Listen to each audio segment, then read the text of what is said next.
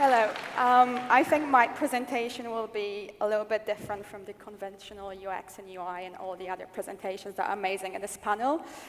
But I'll be talking about immersive design, design for AR and VR. And there's many different ways and platforms for creators that they can use. But I'll present to you Blippbuilder, if you can see my website. Cool. So Blippbuilder is a no-code platform for web-based AR experiences, and web-based meaning the user doesn't need to download an app to access it.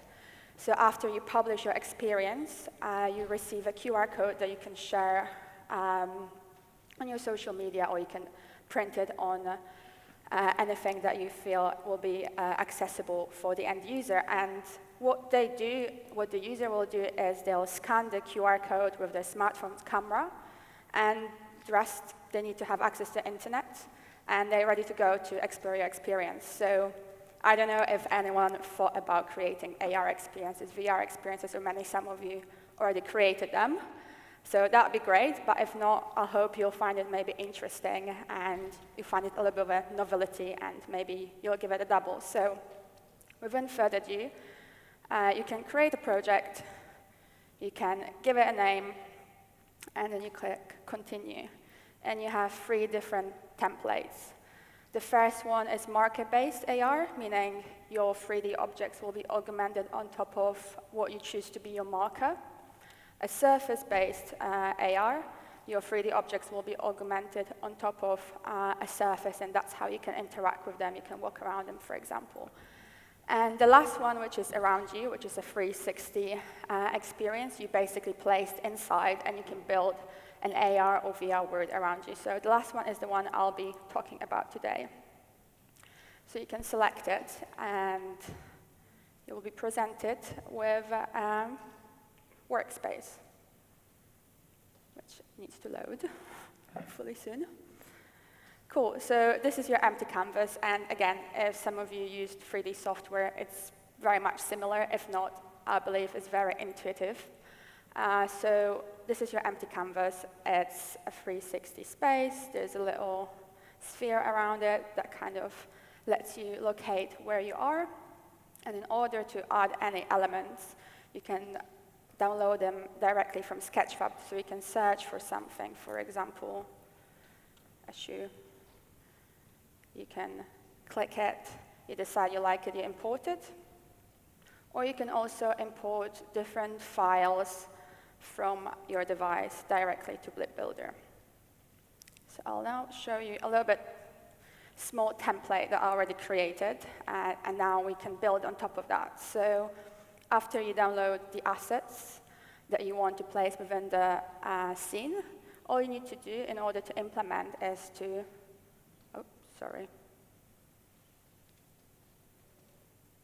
is to drag and drop them. I don't know why it doesn't work. It's changing my view when I'm trying to drag my mouse. I don't really know why. Let's see. OK, this is working now. Cool. So the experience is now loading the 3D asset.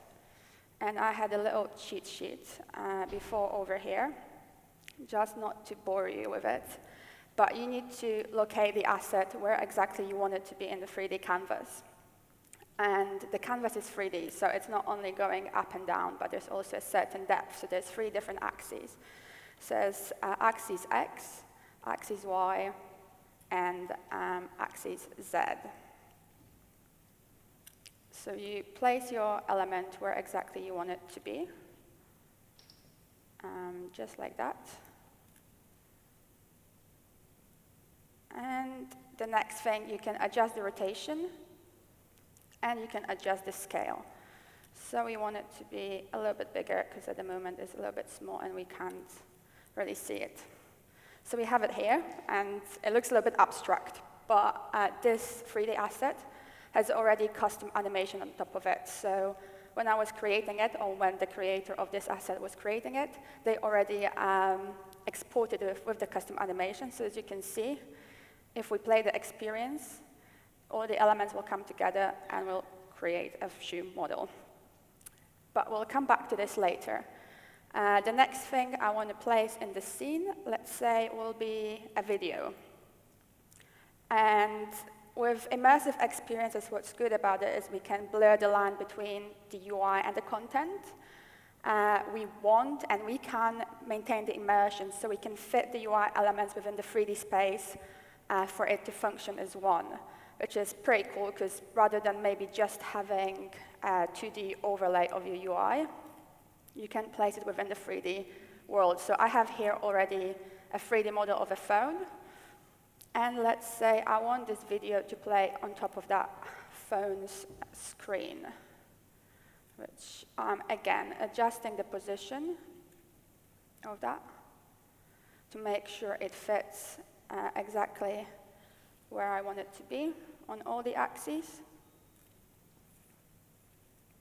I'm adjusting the rotation to that. And I am adjusting the scale as well. Cool. Not exactly, but let's say like that.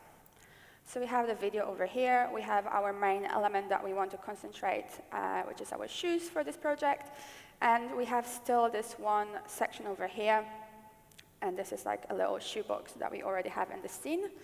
And I will want to make this part of the experience later on as well a little bit more interactive. But before that, I need to implement all the assets. I just find this is usually easier for me to work to see where exactly I want the elements to be and to see the overall view of the scene.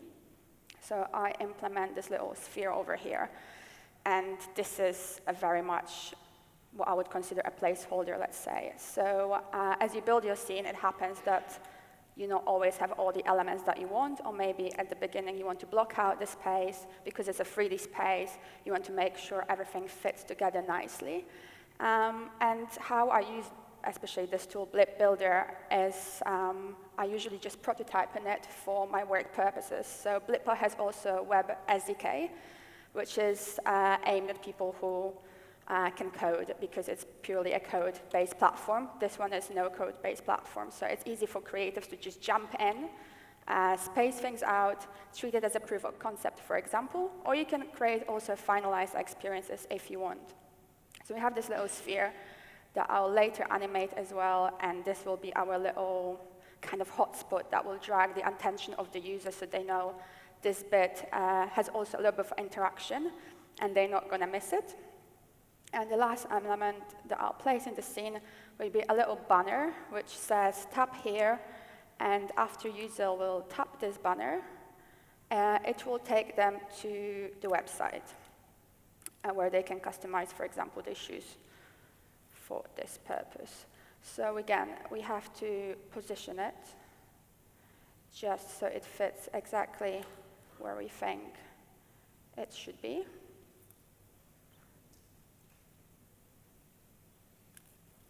Like that. Add a little bit of rotation so it is at a nice angle. And we also want to scale it down because this is a little bit too big. Okay, so at the moment it sits under and it doesn't look right, but I'll promise you it will once we do a little bit animation and events and triggers. So first thing I want to do is I want to add action to this. So we have our on action on touch, and we want to direct the user to the website. And I have this website over here. I can copy the link, I can paste it, and it can be anything. As long as you have URL, you can put it over there, and it will direct you to that website.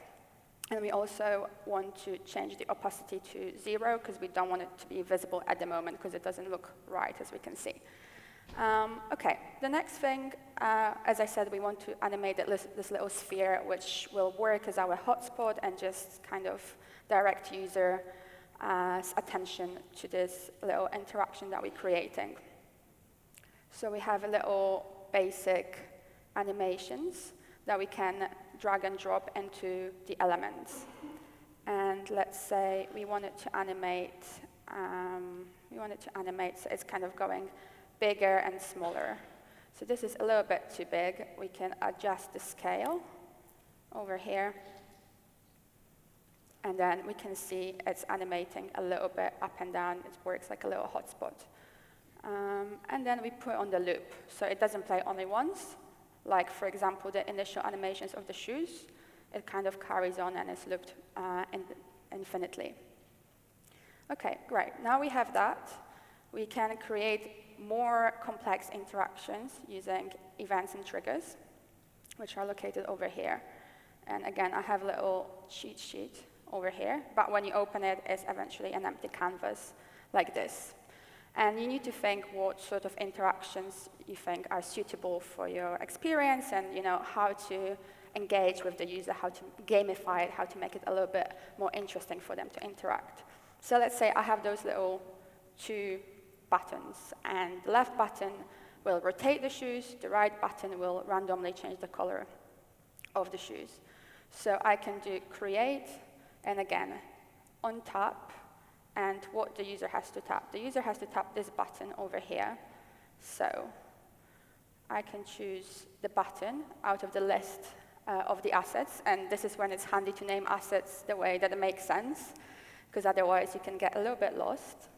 So you have button rotate, and on tap, you want to rotate the assets, so you tap rotate. You click that, you connect it. You have little helpers over here, little arrows that tell you where you can connect it. And you want to rotate the shoes, and you can choose the angle. You can choose any angle. Let's say I want to choose 45 degrees. So each time you tap on this button, the shoes are going to rotate 45 degrees, yeah? The next thing is the other button. So as I was saying, the same way, on tap, it's going to trigger something. So it's going to trigger a random value from red, green, and blue that's going to be connected to the material, that's going to be connected to the asset, which is the shoes. And the shoes, we could check in the inspector over here. For every asset, we can see how many materials they're made out of. So this asset is made out of 68 different materials. So the value is between 0 and 68. We make sure it doesn't go below it. And we connect it to the material. So this little event is going to change random part of our model to random color. And again, if you want your model to change colors to, only red, green, and blue, you can do that as well. And the last thing is our little section on the left. So we want to trigger on tap again. We want to have our sphere. So as you tap the sphere, there's going to be a few things happening.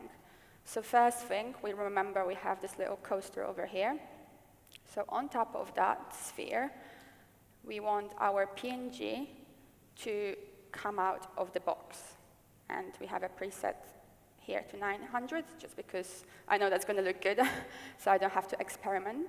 Then another thing, we want to change the appearance of it. So again, we choose that asset, and we want it to fade into our scene that looks out like it's popping out of this box. Another thing, we have a model of our box, and the box, just like the shoes, comes with already implemented animations that are made, for example, in different 3D software.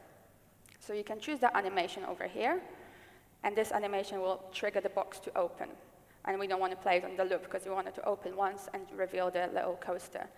And let's say at the end, we want the little hotspot to disappear as well. So we choose the sphere, and as we tap on the sphere, it will disappear along all the other events and triggers. Cool. We can close that, and there's different ways you can preview. So you can preview straight in the browser. This will load the experience for you.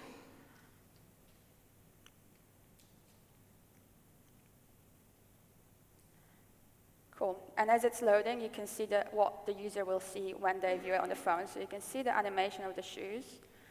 You can rotate them. You can choose different elements to change to different colors. You can rotate again. You can go left, you can preview the video. And you can also click on this little hotspot that will reveal you the coaster. If you tap on it on your phone, it will direct you to the website. So another thing after you publish, which is, I think, really helpful for you, is that we also have a data dashboard. So this is a random experience I developed just to test with my colleagues. And you can see the different visits, average dwell time. You can see the sessions. You can see where people access your experience, different devices, and different platforms. So it's especially handy if you create an experience in order to promote something. And then you can see how well it's done. And usually, they do really well. And yeah, if you want, you can scan this QR code and you can just see the experience that I just created, see that it works, see how it feels for you. And yeah, if you have any questions, let me know. Thank